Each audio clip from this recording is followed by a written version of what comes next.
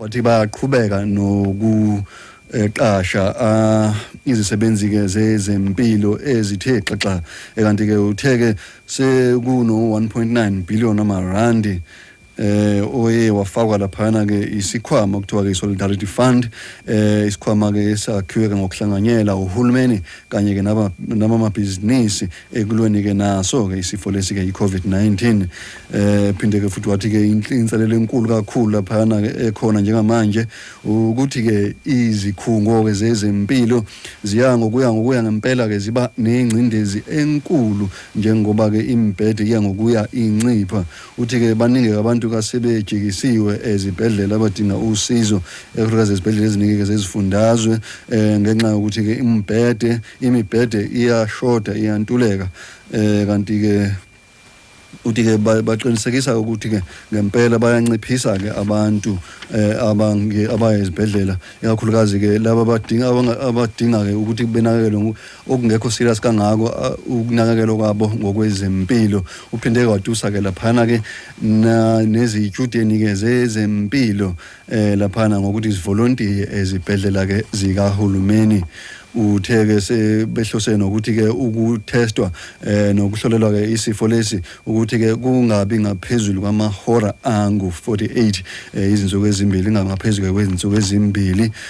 utheke bashoda ke ngezisebenzi ke zezempilo ezilinganisela laphana ke ku-12,000 kanti ke utheke basebenzisana ke ngokubambisana laphana ke nabaholi bezenkolo abaholi bendabuko kanti ke nabaholi ke laphana ke bohulumeni ke bezindawo ukuqinisekisa ukuthi ke umyalezo wokuphepha uyadluliswa ngempela kwizakhamuzi zakuleli ukuqinisekisa ukuthi abantu bayazivikela ngempela bayayizwa ke yonke imiyalezo ekhishwa ke uhulumeni nabezempilo utheke ukubaluleka kakhulu ke futhi okusemqoka ekuthane ukutheke kuhlonze labo bantu ke asebe nalesifo asebesulelekile ukuze ke bakwazi ke ukuthi ke bahlale ke ngabodwana ukuze ke futhi ke bangatheleli nabantu ke abanye abaningi utheke futhi ke uma nje uthe njengamanje ke sekukhona nobuchwepheshe ke bokuthi ke umuntu ahlolwe aphinde futhi athole nemiphumela yakhe ngokohlelo lwezokuxhumana ke uWhatsApp uthe ke uma uke wabathintana ke nomuntu ke othe mayehlolwa atholakala ukuthi unalesifo kumele ke nawe uhlale ke uqhinqe uhlale ke ngawedwana okuthiwa ke i-self quarantine uthe ke manje bake bacabangisisa ukuthi ke babuyele ke laphana ke ohlelweni lokuthi ke izwe libuyele ke esigabeni sesine ke sokuvalwa kwezinto noma ke esigabeni sesihlanu ke sokuvalwa kwezinto kodwa ukuthi batshelwe ke oso science ongoti ukuthi ke lokhu ngeke kusawenza kangako ke umehluko wathi ke izwe ke lizoqhubeka ke lihlale ngaphansi ke kohlelo level 3 isigaba sesithathu ke sokuvalwa kwalo ke izwe kanti ke uphinde ke wabalula ke laphana ukubaluleka kokuqinisekisa ukuthi ke abantu na kanjani bayabagqoka ke ama mask noma ke izimfonyo ngoba ke izona ke ezibalekile utheke sekuzoba sekuyimpoqo empeleni ukuthi abantu uma behamba ke esihlanganeleni emphakathini bagqoke ke izimfonyo utheke zonke izindawo zokusebenza kumele ke ziqinisekise ukuthi ke kukhona ke umsebenzi nje obhekelele ukuthi ke aqinisekise ukuthi wonke ke umuntu ugqoke ke isifonyo utheke ngenxa yokuthi ke ukuze ke bakwazi ke ukuthi ke bavule ke izikhala ke zemibhede ke ezibhedlela sebenqume ukuthi ke ukudayiswa ke ukuthengiswa kotshwala amanzi amponjwana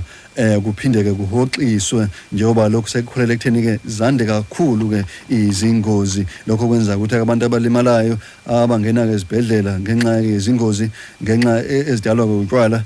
lokho ke kudala ukuthi ke imbhede ke izikhala zinciphe kakhulu njengoba sekwanda kabantu ke abalimalayo belimala ezingozini utheke sekuzo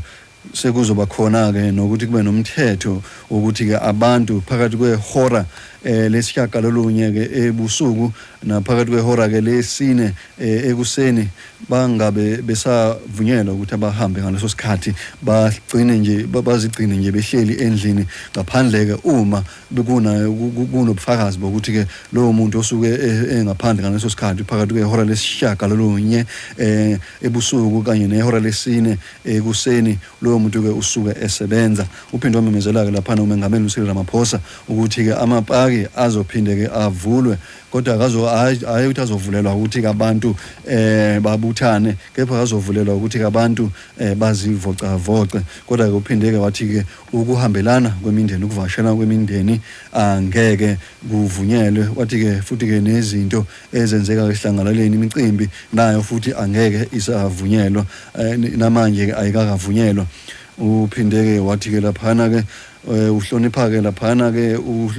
empeleni ke ubonga futhi ke uhlonipha izisebenzi ke zezempilo ezisekhaleni ke lempi ke yokulwa ke nalesifo ke iCovid-19 kumbe ke iCoronavirus.